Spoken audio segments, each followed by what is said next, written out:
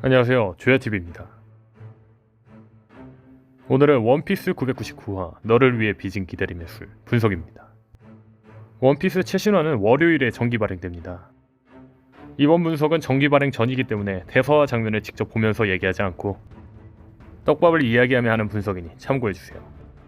주요 떡밥을 하나하나 이야기해보겠습니다. 바로 시작합니다. 첫 번째 주요 장면은 자신은 카이도를 죽이러 왔다며 야마토와 싸운 에이스입니다. 처음 999화 소식이 전해질 때는 에이스가 납치되는 아이들을 위해 오니가시마에 왔다고 전해졌습니다. 하지만 에이스는 카이도를 죽이러 오니가시마에 왔다고 했죠. 그렇다면 왜 에이스는 카이도를 죽이러 오니가시마에 왔을까요? 그렇죠, 타마와의 약속 때문입니다. 에이스가 와노쿠니에 왔을 때도 와노쿠니는 카이도와 오로치 때문에 사정이 심각했습니다. 에이스 역시 그 사정을 듣고 분노해 카이도를 치러 온 걸로 보이죠. 이성보다 감정이 앞서는 에이스의 성격이 엿보이죠. 상대가 사원 카이도에도 쫄지 않고 오니가시마에 가는 에이스.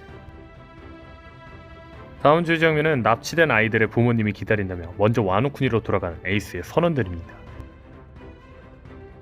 앞에 떡밥과 연관시켜 정리하자면 에이스는 타마를 위해 오니가시마에 왔고 그곳에 납치된 아이들을 발견하고 풀어준 걸로 보이죠. 이 이야기의 키포인트는 왜 카이도는 아이들을 오니가시마에 데리고 있었을까 입니다.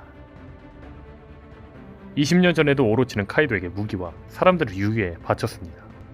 즉, 카이도는 옛날부터 와노쿠니의 사람들을 유기하고 있었다는 겁니다. 혹시 카이도도 시저처럼 거인화를 따로 연구하고 있었던 걸까요? 아니면 카이도가 그냥 시종으로 써먹으려고? 다음 주의 장면은 4년 전 루키를 나열하는 에이스입니다. 사우스 블루는 키드, 노스 블루에는 로우, 웨스트 블루에는 배지를 언급하죠. 여기서 키포인트는 호킨스가 없다는 겁니다. 물론 에이스가 각 바다의 강자를 소개한 것이고 노스 블루에는 이미 로우가 있어서일지 모르지만 처음 사사키가 주목할 만한 루키들을 소개할 때는 배지는 없고 키드, 로우, 호킨스, 드레이크가 있었습니다. 드레이크는 그렇다 치고 호킨스의 입지는 왜 이렇게 낮아진 걸까요? 처음 등장했을 때는 현상금도 로우보다 높았었는데 오다쌤, 호킨스 버린 거 아니죠? 다음 주의 장면은 조로를 데리고 옥성으로 올라가는 마르코입니다. 여기서 키포인트는 마르코가 로빈과 브룩은 성으로 들어가라 하고 조로만 데리고 갔다는 겁니다. 조로만 유일하게 카이도에게 데려갔다는 건 역시 카이도 대 조로, 떡밥이겠죠. 이대로라면 천하의 조로가 카이도를 마주칠 거로 보이는데 천하는 카이도를 베는 조로가 나올지도 모르겠네요. 다음 주의 장면은 에이스가 카이도를 치러 가라 하지만 반대하는 흰수염입니다. 여기서 키포인트는 당시 흰수염은 오뎅이 죽은 것도 알고 와노쿠니가 위험에 빠져있는 것도 안다는 겁니다. 사실 이번 화에서 흰수염의 태도로 흰수염이 욕 많이 먹었습니다. 우리가 아는 흰수염과는 너무 다르기 때문이죠. 다만 생각해보면 동료를 위해 구하러 가는 것과 복수를 위해 가는 건 다릅니다. 동료를 위해 희생하는 건 의미가 있지만 복수를 위해 희생하는 건 의미가 없죠. 그래도 의리하면 흰수염인데 아무것도 안 했다는 건 뭔가 아쉽네요. 이 부분에서는 오다쌤이 독자들을 더 설득시킬 수 있는 흰수염의 사연을 또 하나 그려줬으면 좋겠네요. 다음 주의 장면은 오뎅의 항해 일지를 꺼내며 뒤의 일족인 루피를 와노쿠니에 데려온 건 운명이라고 말하는 야마토입니다. 신의 천적이라고 불리는 뒤의 일족. 사실 뒤의 일족의 공통점이라 하면 단지 기구한 운명일 뿐 특별한 힘을 가지지는 않았습니다. 야마토가 뒤의 일족이 와노쿠니에 온 건 운명이라는 말이 단지 그냥 운명이라는 의미일까요? 아니면 뒤의 일족만의 특별한 힘이 있다는 걸까요? 선화에서 뒤의 일족의 의미가 밝혀지는 건 아닐까 생각이 드네요. 다음 주의 장면은 푸딩의 개안을 기다릴 수 없다고 말한 빅맘입니다. 여기서 키포인트는 현재 빅맘 일당에서는 포네그리프를 읽을 자가 없다는 겁니다.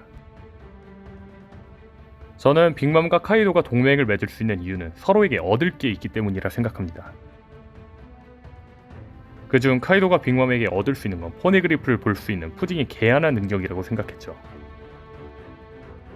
근데 이번 푸딩의 개안을 기다릴 수 없다는 빅맘의 말은 카이도가 빅맘에게 얻을 건 포네그리프를 읽을 수 있는 능력이 아니라는 거죠. 그렇다면 서로에게 얻을 건 서로의 로드 포네그래프를 공유한다는 걸까요? 카이도와 빅맘이 왜 동맹을 맺은 건지 궁금하네요.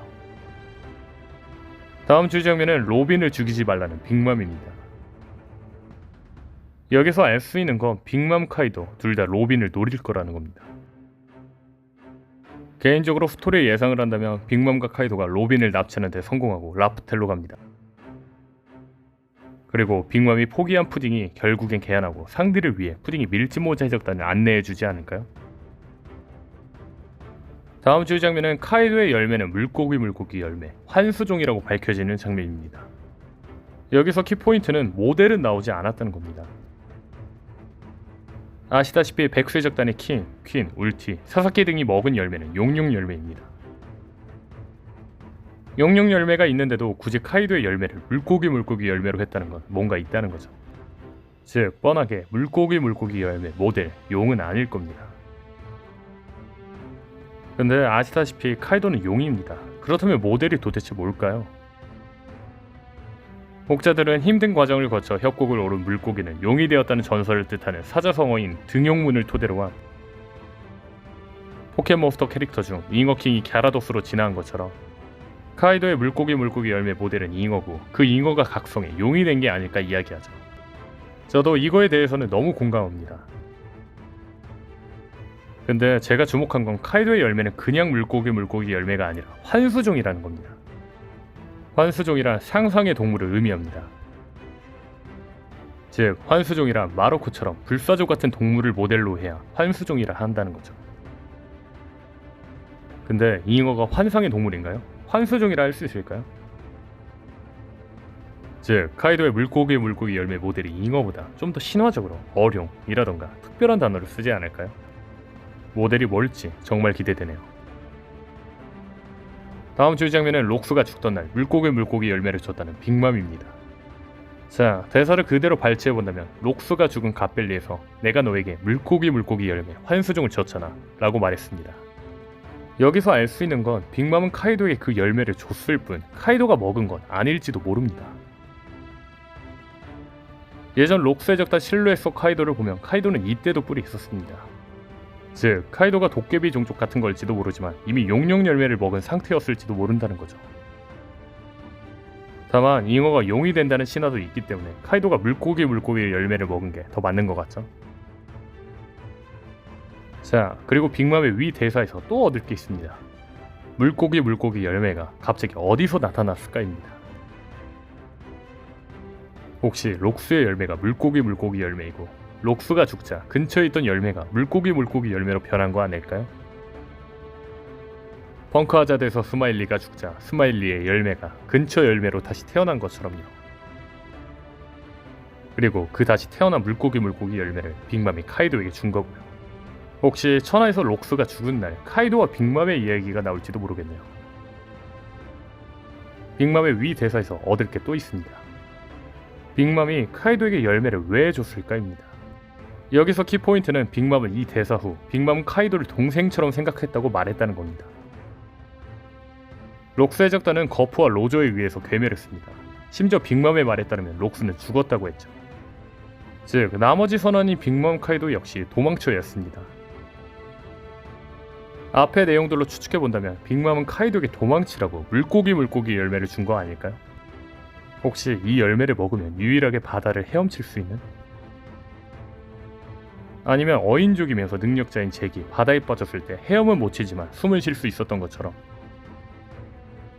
물고기 열매를 먹으면 바다에서 헤엄은 못 쳐도 숨을 쉴 수 있는 거 아닐까요? 일단 오늘 분석은 여기까지입니다. 아직 분석할 게 많이 남았지만 나머지 분석은 화요일쯤에 직접 대사와 장면을 보는 심층 분석에서 하겠습니다. 오늘 분석은 여기까지입니다. 시청해주셔서 감사합니다.